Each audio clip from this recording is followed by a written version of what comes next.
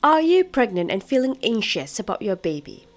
Approximately 40% of pregnant women feel anxious in their first trimester.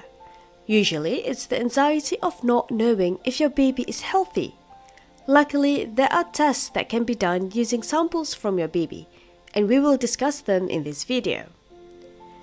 The risk of your baby getting genetic diseases like Down syndrome increases as you pass 35 years old, and moms, especially first-time moms, can get very anxious.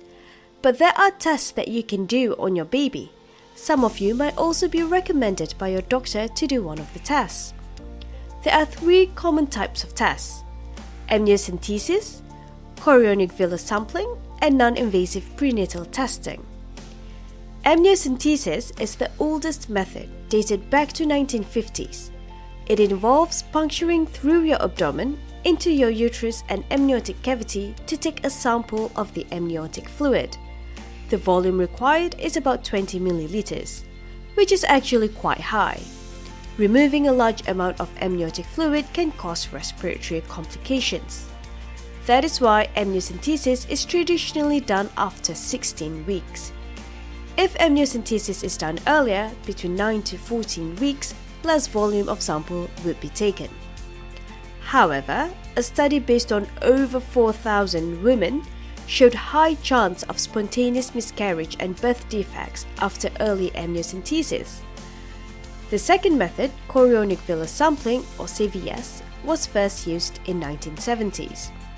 Instead of taking a sample of the amniotic fluid, it takes a sample of the placenta. It involves having a thin tube reaching to your placenta to get a sample. CVS can be done through 3 methods: transabdominal, transvaginal, or transcervical.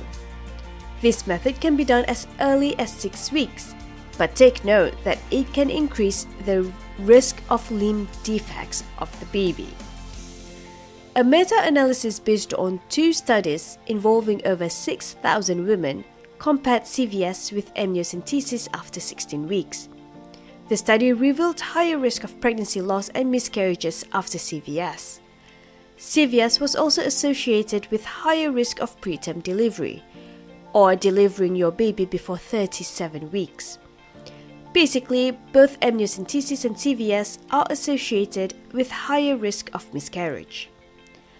The latest method in prenatal testing is the non-invasive prenatal testing, or NIPT.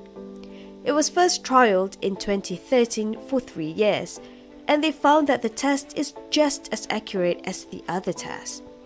The test uses your baby's circulating DNA in your blood, so it only involves taking your blood before you reach 12 weeks. But the results have to be interpreted with extreme care since it can be difficult to read. Unfortunately, NIPT can only screen for genetic abnormality, not to diagnose your baby. To add a cherry onto the cake, NIPT can also tell you your baby's sex, and this is offered by a lot of private practices. So now, to sum it up, if you are looking to do a prenatal test, you have 3 choices. 2 of them are associated with higher risk of miscarriage. Only 1 is non-invasive or does not disturb your baby. If you have to do a prenatal test, discuss with your doctor on the alternatives that you have.